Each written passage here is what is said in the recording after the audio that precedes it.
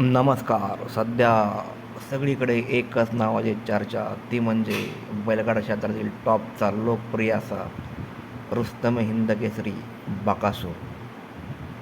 बकासूरची double सप्त हिंद केसरी होण्याच्या दिशेने वाटचाल. बकासूरला मागच्या काही वर्षांपूर्वी इस्रायल या देशामधून मागणी आली होती. इस्रायल या देशाने बकासूरला विकत घेण्याची तयारी ही दर्शवली होती. तब्बल 3 कोटी रुपये बकासूरला देण्याची तयारी इस्रायल या देशाने ठेवली होती.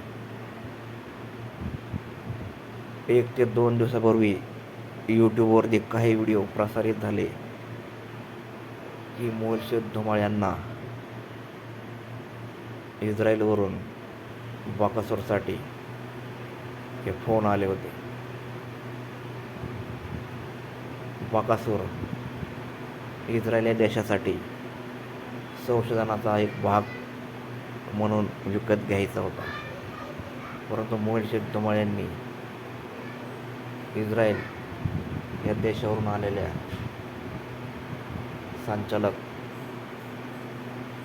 अल्मा मॅडम यांना सपशेल नकार दिला आहे, असं त्या व्हिडिओमध्ये सांगण्यात आलेलं आहे.